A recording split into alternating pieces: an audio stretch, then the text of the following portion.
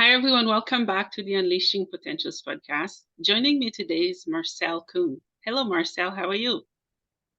Hi, Bernadette. Nice to be here. I'm great. Thanks.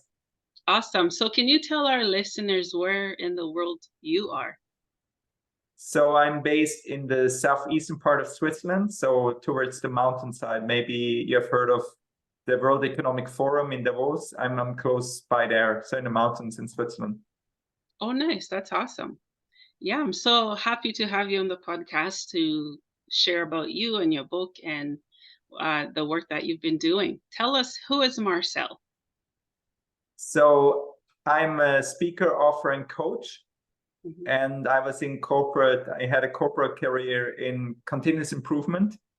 And I stepped out of the corporate career 1.5 years ago, and I decided to do more coaching, mindset coaching. So I wanted to coach people, individuals, and before I was more in the continuous improvement, so coaching teams and doing leadership training and leadership development and team development. So, and now I published a book this year. It's called Unthinkable: Life Teachings from a Soul Surfer. And I'm doing speaking around that, around doing the unthinkable, around living in flow. That's my main focus now. Yeah, that's awesome. Um, did you grow up in Switzerland or were you born there? Yeah, I was born and raised in Switzerland, and I had the opportunity to travel a lot. I was living in Japan for 4 years, and I studied in different places. I was in California when I was 18. That's when I learned how to surf. But I was in high school in California, and yeah, so I've been in different places in also in Spain, in South Africa, and yeah, so I had great opportunities in my life. And I feel really fortunate with what I was able to achieve and where I stand now. Yeah, that's really cool. So you said you're a speaker. Did you always wanted to be a speaker? And what kind of led you to do what you're doing today? Yeah, I think that I was always a storyteller since early childhood. I always loved telling stories and doing wordplay, and I was always liking that. But I never found that this talent, being able to storytell, would have any use. And over the years, I just realized that it's great to connect with people, and also storytelling helps me to inspire people to do their transformation. I think storytelling is the medium for transformation.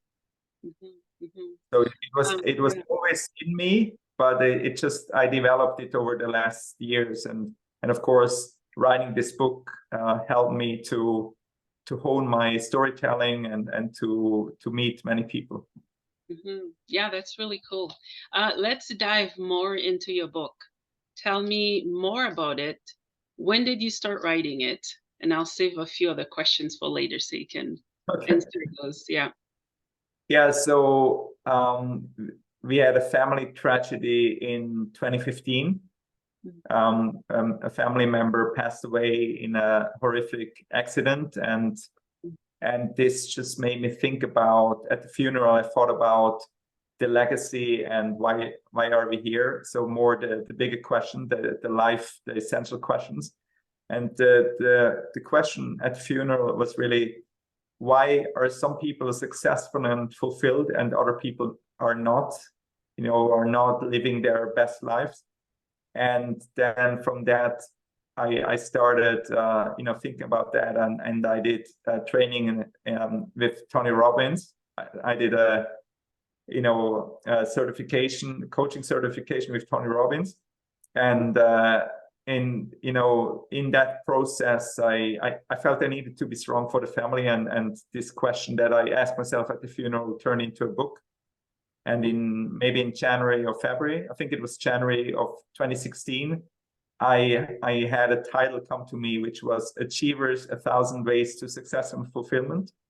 And I wanted to interview 1,000 people from across the world about success and fulfillment, and how can I be successful. And so I went out there and I used the principle of the 6 degrees of separation. Have you heard of that? No, tell us more about it. So yeah, so I thought I will reach out to the most inspiring, most highest achievers that I know, and I will ask them who are the highest achievers they know. And 6 degrees of separation is that we are all connected to everyone in the world through 6 or less connections. So this is the 6 degrees, and it comes from the actor Bacon. There is a game around Bacon, because he played in so many movies that pretty much everyone in Hollywood has played a role with him. And so it's 6 degrees of Kevin Bacon, and this turned into 6 degrees of separation.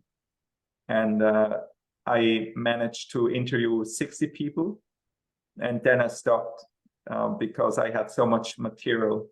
I reached out to a few hundreds, and many people said yes. But at some point, I had like 250,000 words, so it's like 5 books. Oh wow! So I had to stop. Yeah. Oh wow, that's really cool. And I love that you're using what you felt during the strategy. I can't even say that word. During the It's a hard funeral. word. I struggle with words. I think sometimes our pain and trauma can be a beautiful experience, also painful, if that makes sense. And I love that you've used that as a vision to interview and help people with what you love. Yeah, it was a long journey. And when I started out, I was thinking about success, chasing success. And over this journey of 7 years, so it was in 2016 I started, and I published in 23, so this April. And this is a period of 7 years, and in 7 years every cell of the body changes. So I was a completely different person when I published the book, and also the whole journey shifted me. So it was a journey to myself, to my authentic self, because we have in school and in training in the career, we have many conditioning, many trainings that we go through and many layers that we put on. And for me, self-development is becoming more of who you are. And in the beginning, I thought I had to be someone else to be okay, to be successful. And then I went through, in 2020, I went through, separation and divorce, and this challenged me again. And then I rethought the whole book, and I started from scratch again. And then it turned into this, the unthinkable was always unthinkable, because I realized that the people, what they had in common was doing the unthinkable. But then I used the analogy of surfing to explain my lessons in life. So the book is called Unthinkable: Life Teachings from a Soul Surfer, and it's really using the analogy of ocean and surfing for how to navigate the waves of life. Yeah, that's really cool. I love that you're talking about finding yourself, because I think in life, no matter where we're from in the world, there are certain standards and things that society tells us to do and who we should be. How did you find yourself? Yeah, I think when you go through big challenges, big tragedies, then it's almost that your personal identity dies. So when you're challenged from outside, from someone passes, or a big loss, you lose your job or you lose your family, separation or divorce, then you lose everything. You lose what you hold on to, what makes you feel safe. So you lose your stories die with you. So it's like the identity dies. When I was married dad, and then suddenly you're divorced, and so you don't see the kids so much anymore. So you actually have to shift identity to be able to rebirth yourself. So you shift from the old identity to a new one. And maybe I'm sure you know people that they had a crisis 21 years ago and they're still talking about it. And it's always a decision. If you want to stay stuck in victimhood, you can stay stuck there in, you know, for decades. But I didn't want to stay stuck there. I wanted to, you know, create my best life out of that. And since I was always around the topic of change and leading change and personal development, for me it was much easier than for many others to create this new identity for myself. Yeah, it sounded like you made a choice of what you knew you could take and couldn't take, and you had a vision and you work with what you had. Obviously, separation of any kind, some can be good, some can be bad, but what would you say to any men or dads that are going through what you went through? Yeah, you know, I just posted this week this quote of Steve Harvey that every crisis comes with two things, and the one a lesson and a blessing. And when you're in it, it's really hard to see the blessing. You maybe understand the lesson, but you don't see the blessing, and only when you have done the healing you see this. So for me, it was the darkest time to go through separation, because you know, now I'm in a good place. So for maybe if someone is listening now, they think it sounds really easy. It was not easy. It was really, I was feeling like free falling. I was in my in my darkest time. I felt I lost everything that I worked for 10 years, everything that I built, the relationship to my kids. I felt like I wasn't a good dad anymore. I felt like I failed my kids as a dad. I felt I failed, you know, as a, you know, I failed marriage. So I had to move through all that and let it go. I had to be okay that I might not be physically present like before, but I can be emotionally and you know, I can mentally be present with my kids. And I think I focused on that, and I tried to save it, but in some relationships, you just reach a point where you see you're not the match and there is no future. But what you can always focus on what you have in your control, which is the only thing you have in control is how you react to the crisis, because everyone has crisis, everyone has trauma, but the only choice you can take is how do you react with that, and how can you move forward, and how can you leverage this to create your best life. I don't know if this answers your question. It does. Thank you so much for sharing. Yeah, we all have our own baggages. All of us hurt or carry different things. It's just some of us are more willing to heal from it and to help others with it. So you've traveled quite a bit. Who have you worked with? I see that you work with shamans. Tell me more about that and your experience. Yeah, I had the opportunity to work with a shaman in California, and yeah, that was really about this death of my identity, of the old stories, and really making, forgiving and making peace with the situation.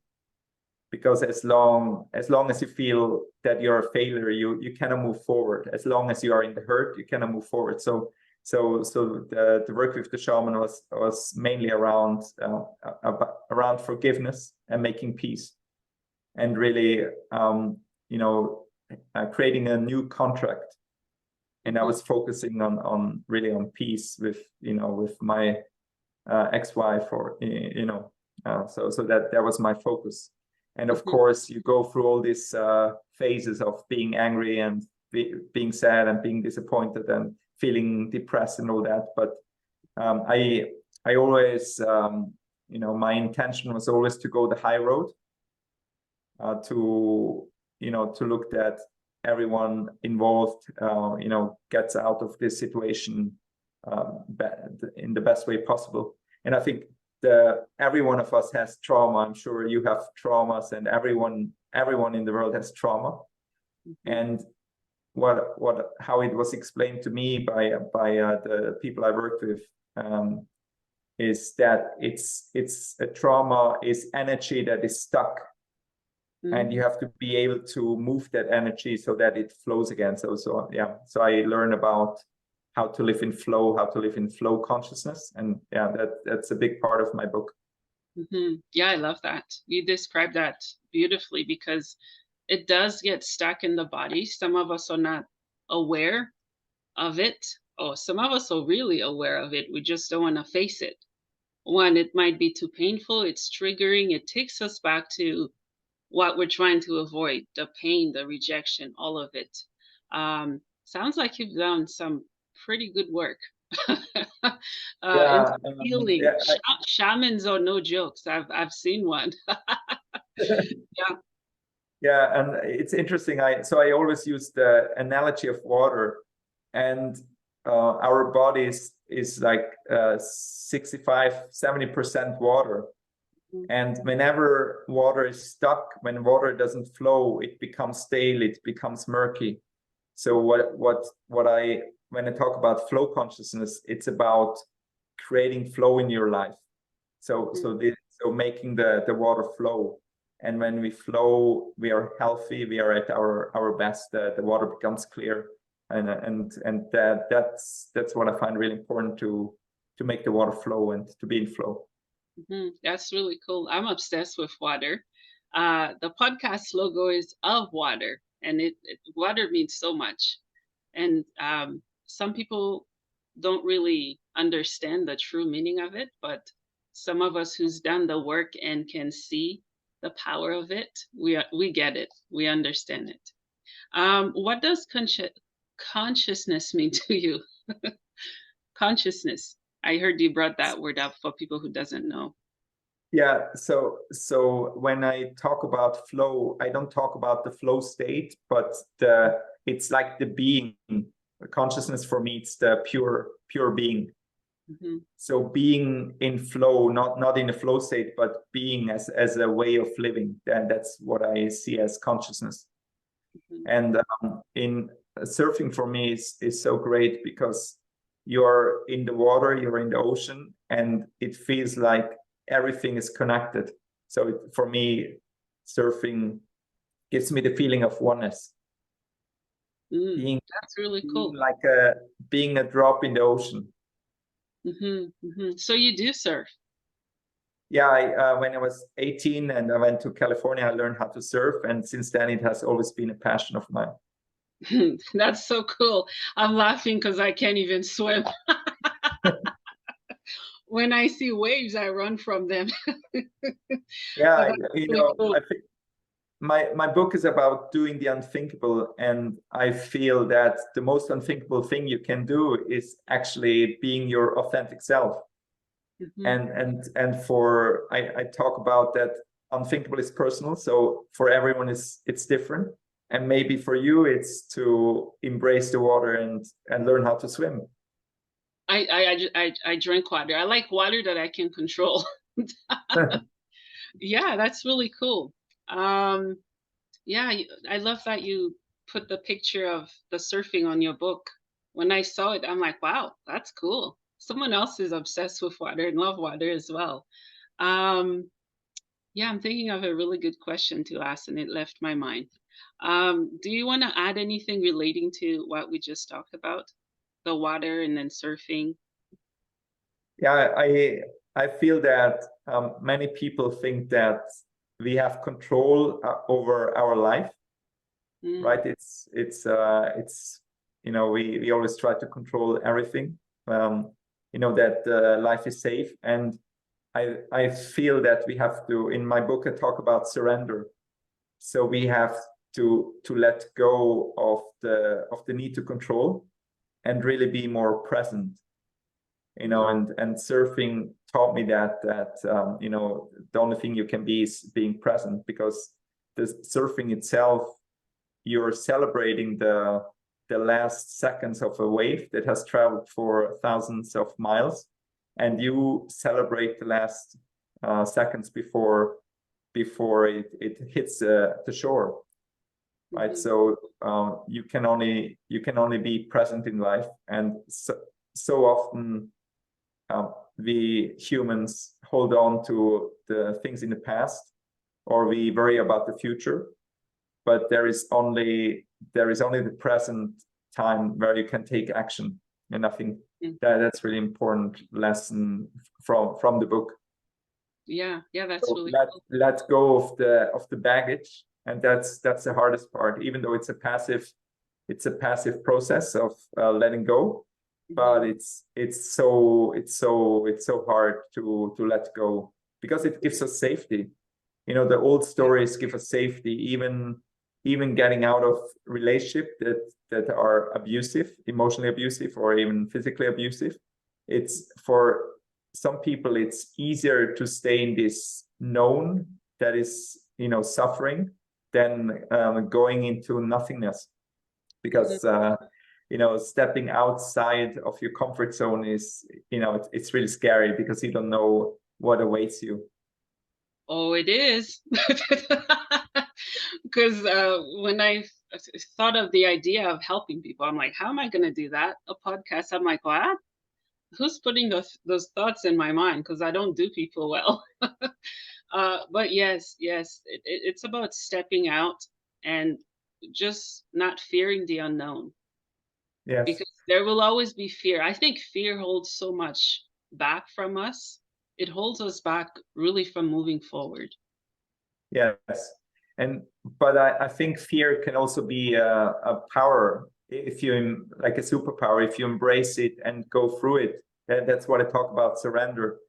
That's actually not fighting the fear, but going through it, and that's not giving up, but going through. And I think on the other side of fear, there is so much magic. And you see it yourself. It's maybe every time you do a podcast, it feels uncomfortable, and then afterwards you post it and it feels uncomfortable. That's just because you show your authentic self, and that's sometimes really scary. It's terrifying. And for me in the beginning, it was of, oh, what would this person think? Is what I'm talking about, is it offensive? Am I hurting someone? But I went back to myself, and it was more freeing when I was myself, when I'm still myself, my authentic self. Yes. Yeah. You talk about surrendering, which most of us don't want to do. We don't want the help. We don't need therapy. We don't need people telling us what to do. We definitely don't need family members to be in our business. How can we surrender and live in the moment every day? Yeah, it's like, it's a daily practice to let go, and to walk through it, even though when it's scary. And I ask myself this a question daily, and this is, how can I disrupt my day to day? And this is a practice.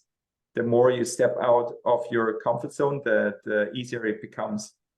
So by doing this daily practice of surrendering, letting go, and doing it even though you're scared, that helps you to expand, and your life becomes more expansive by stepping outside of the comfort zone. And actually you expand your comfort zone, and then you have to step out of that expanded comfort zone.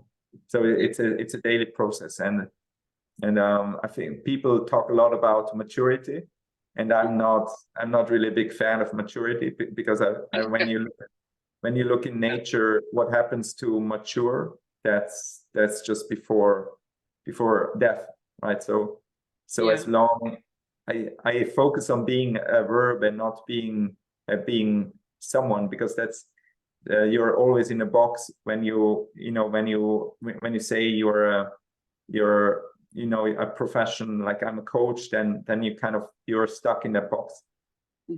Yeah. All right. So how would you normally describe yourself?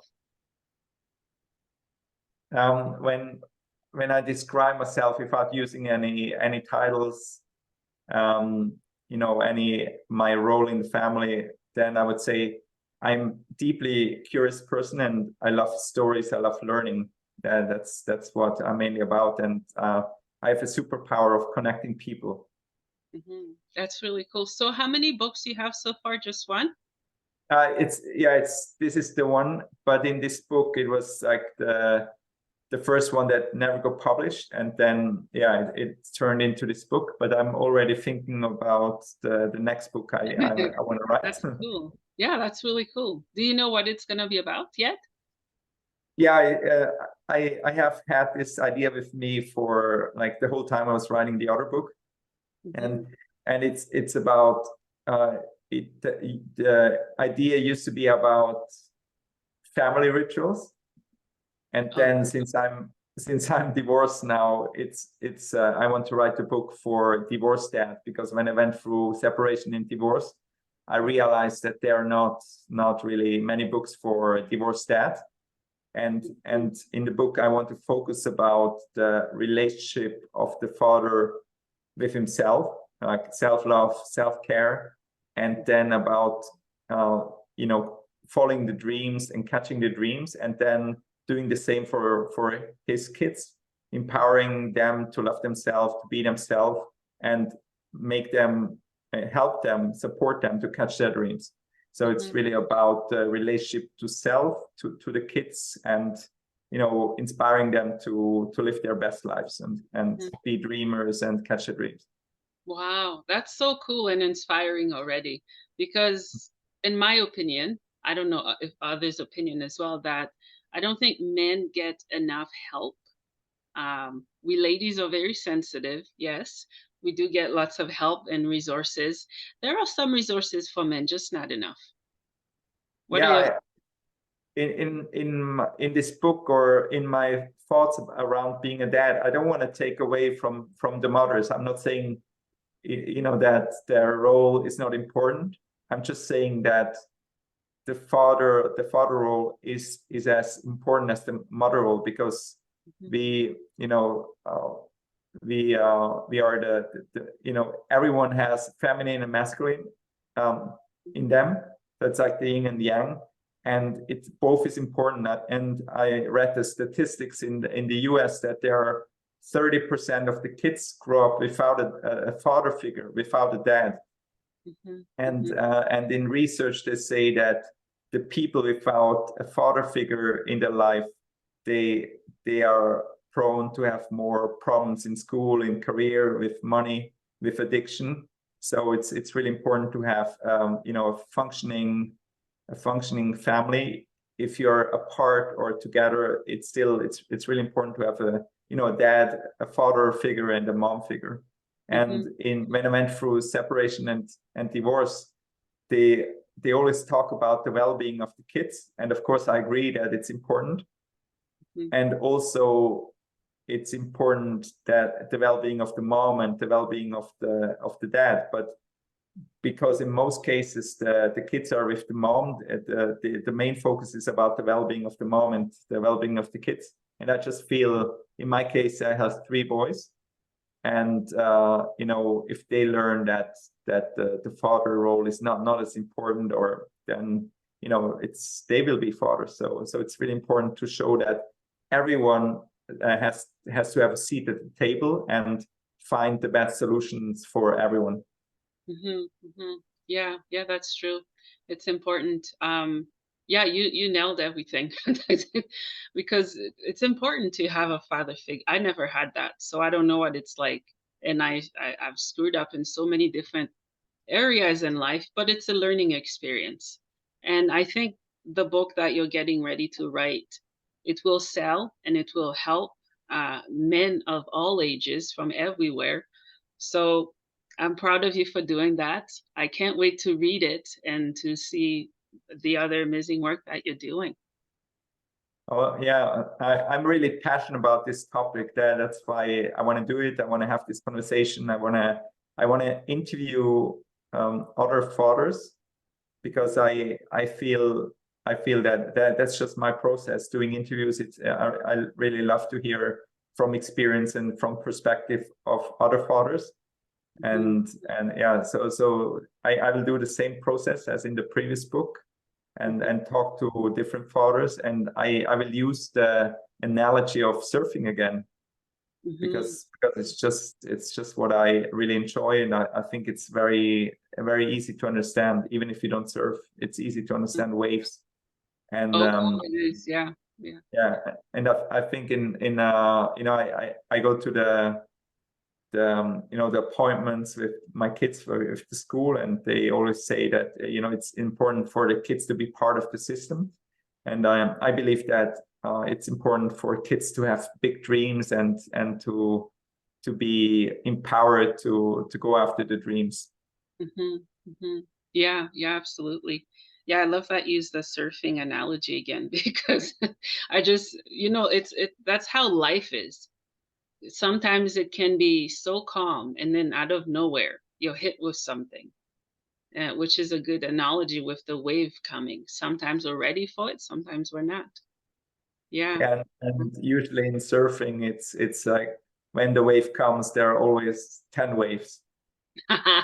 And so you wait, and then suddenly you have 10 waves on your head.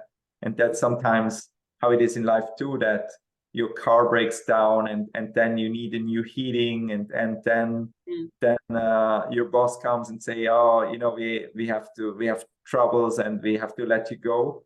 mhm. And then your kid comes home and has a broken leg. It can be like that Yeah, yeah. that you feel like everything is happening at once, and the only thing you can do is stay present, stay calm, and yeah, it's so much easier said than done. Mhm, mhm. Yeah, yeah, with me, I'm just not phased anymore. Like, people have seen me the way I react with certain things that happen, I'm like, "Eh." It's like, "What? I'm like, "It's gonna happen, so what?" Yeah, it's not that I don't care, I don't let it get to me because I can choose how I feel. Would you agree in Yeah, that situation? yeah, I feel sometimes I react intensely. Hmm. And I think also showing my emotions towards the kids is also important to Mhm, show, it's not everything is easy, and living in mhm, flow doesn't mean it's all easy breezy, but it's just living, riding the waves and being present. That's for me living in flow. And I think for the kids it's also important to see that the dad has emotions, and maybe not mhm. everything is always under control. We are all humans. Yeah. So I think in the Buddhist monk, he will practice to always stay calm. So not ride the high emotions, and not go in despair. But I'm still sometimes in situations where I feel like, oh, I don't know, how do I do that? I totally panic. Yeah. It's really, you get to those phases where you panic. And I Mm. think now I live a much more vulnerable life than before, because I'm self-employed, so there are lots of ups and downs, and when I'm riding high, I ride so high, and then I ride low, and then I really ride low. Mhm. Yeah, yeah, it's a learning experience for sure. Yes. What inspires you? Do you have certain routines or things that you do to fill your heart and soul to continue to do what you're doing? Yeah, I have routines, but I always mix them up, because a routine or a habit is a structure, and Mhm, every structure you have has limitations. mhm, So as I said before, I always ask myself how to disrupt my day. But there are some elements. It's more based on values. mhm, So one value that is important is practicing gratitude. And on some weeks I'm really good at, and I practice gratitude each day. And then one value is moving in nature. moving, doing sports, running or whatever, or swimming, or when I can, surfing when I'm traveling. That's really important. Having quality time with my kids or loved ones, parents, brothers.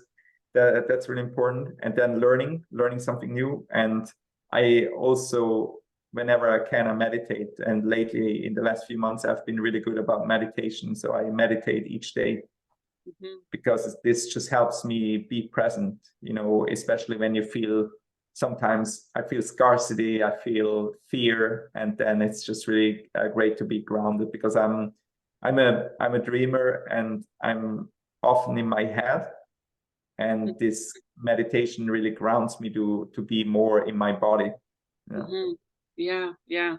Well, it's hard to be human. Lots of ups and downs and emotions. Yeah, I love meditations. I do it every day too. Keeps me sane.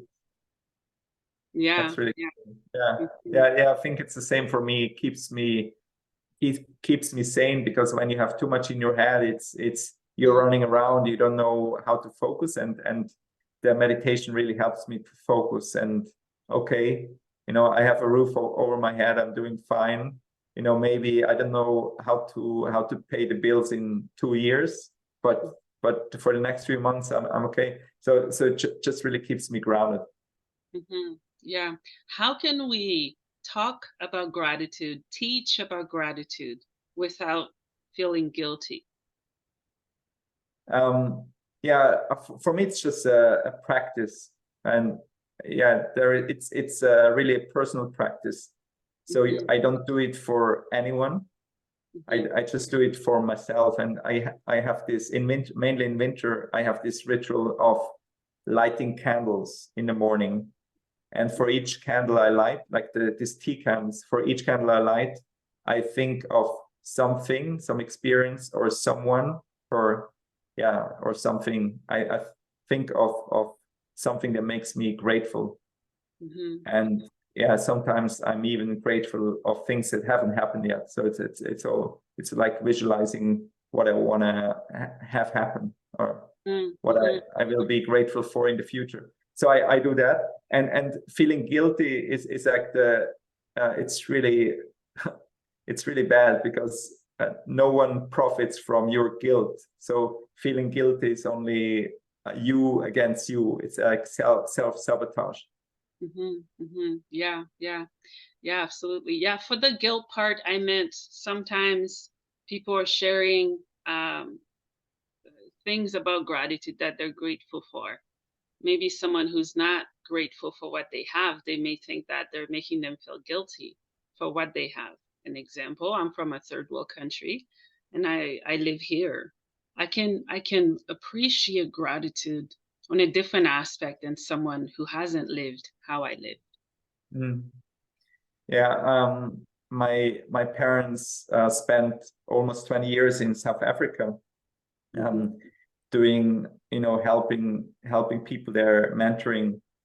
And whenever I had one of my luxury problems of Switzerland, my dad would tell me, think about the people in South Africa who live in the townships, but it doesn't matter how rich you are, or how well you are off. It's, gratitude is a practice that you have to do daily. And sometimes in poor countries, you see people are happier than in the rich countries, where we have more, maybe a lot of pressure, even though it doesn't make any sense, but we have pressure. We have a topic that there is a lot of taboo around this, like suicide, and then you have high rates of suicide in countries like Japan and Switzerland. Yeah, I love how you put that, because money does not always equal happiness. I've met some of the happiest people. They're considered to be poor or low end of society, but they're freaking happy. And then you meet other people who do have the money, who can afford shiny materialistic stuff, and they're just not happy. They're sad, right? Yeah. And I was my whole life I was chasing success. I felt I had to prove myself. I felt as a child it was a little awkward, and I felt I had to be successful to be good enough. And so when you chase success, you always chase something that is far away from you, and you're never happy in the process. You always compare yourself to everyone else. And I think with social media, we compare ourselves a lot. But when you reach it, it doesn't give you the guarantee that you will be happy. And now I'm actually living. I'm happy the way I live. I'm happy. Maybe I'm not successful like I want to be, but I'm happy with how I'm living. So even if I never reach success, but I enjoy the journey. So that's what I focus on the journey. And I see so many people that they say, okay, when I'm retired in 17 years, then I will live the life that I want. But no one gives you the guarantee that you will be healthy and you will even be alive in 17 years. So I think it's really important to, as I said, in surfing, to be present and to find the balance between waiting and taking action, because you can run around all the time and you're just stressed, or you can find a nice balance between waiting for the right timing and then taking really, really strong action. Because if the timing is wrong, you can hustle and bustle as much as you want, and it's nothing will happen. But when the timing is right, you do a little stroke and so much happens. So it's really about timing. Yeah, and I don't know. Sometimes I'm not even patient to wait for the time, and I know I'm not alone. Yeah. Yes, I think in surfing it was a big lesson for me, because I always I felt like as long as I paddle, I get more waves. But you actually, if you always paddle around, you will miss the wave when it comes. Yeah. So it's really a practice of sitting in stillness and then be ready when the timing is right. But I think in life is really the same. If you go too soon, you will miss the opportunity. If you go too late, you miss it. And sometimes the environment or the universe or whatever you call it gives you an opportunity. If you are not ready, you missed it, and then someone else will take it, and then you can say, oh, I should have, would have, could have, but it's really, are you ready to commit? And that's what I think is so beautiful about surfing. A wave comes and you decide, do you take it? Do you let it go? And when you want to take it, you just, in that moment, you paddle like crazy. Yeah, I love that. So how do you do your work? Obviously, do you do some international work? And what is your bid? How do you work with your clients? So I have like a consulting project that I work on, like from my corporate time. I just have recently this consulting project, which is cool. And then I work with different coaching clients, but that's mainly on Zoom. And then I also work on creating a course around Unthinkable Living. So I want to make the book more applicable. Yeah. So I'm turning this book into a course. And with a friend of mine who is actually, he wrote the foreword to my book. We are preparing now a course and a keynote speech. And he's a musician. And together we want to use the perspective of a musician and of a surfer to talk about how you can be in your personal power and how you can impact the world. So it's all around my message of unthinkable and flow, and then also getting the perspective of the musician. Yeah, that's really cool. What does the word unthinkable mean to you personally? Yes, so for me, everything starts with an idea, and to do something that hasn't been done before, you have to have ideas that haven't been thought of before. So it's it's beyond the imagination, it's beyond the thinking. So that's why I came up with unthinkable, because what people I interviewed do are unthinkable for others. But when the unthinkable turns into thinkable, then it becomes possible. And in my book, I also talk about getting outside of your logical mind, from your predictable mind. So stepping outside of your linear mind and dropping more into the heart. That's the unthinkable. And I feel that when we are in our hearts, we can be our true self, and then we can, fulfill our, that's where the full potential lies, in the heart. Yeah, that's really cool. Do you have any questions that you wanted to ask me? Yeah, I would want to ask you, what's, hearing me talk about unthinkable, what would be something that is unthinkable for you that you want to, manifest, that you want to make happen? I think for me, everything is unthinkable, but mainly my dream, to help people find their potential, to see who they are. Sometimes we're so blinded by the pain that we're feeling, by our history, by the past. And like you said, we don't always live in the present.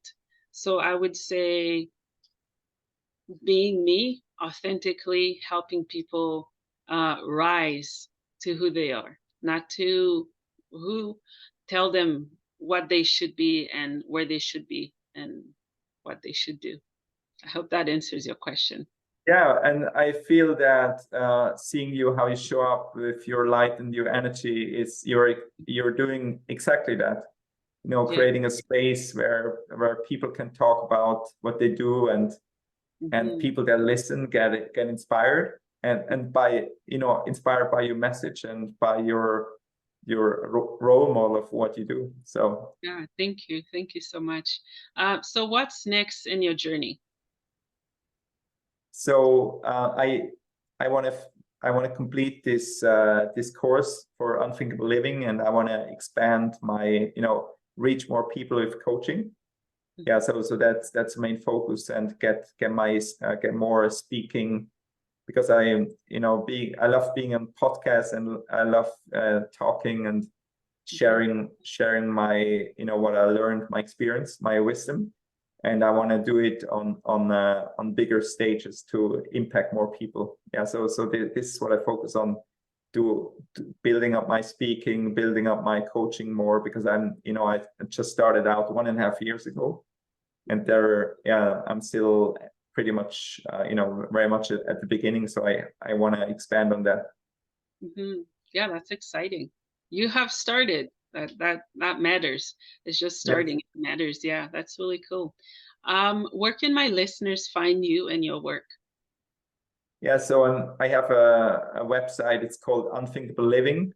I have some articles there, and you can find me if you want to know more about unthinkable coaching. I do one-on-one coaching and group coaching, but I also do corporate keynote speeches and workshops with corporate. You can find me there, and I'm on LinkedIn with my name, Marcel Kuhn, and yeah, you can find me also on Facebook. But what maybe it's the most interesting, it's LinkedIn.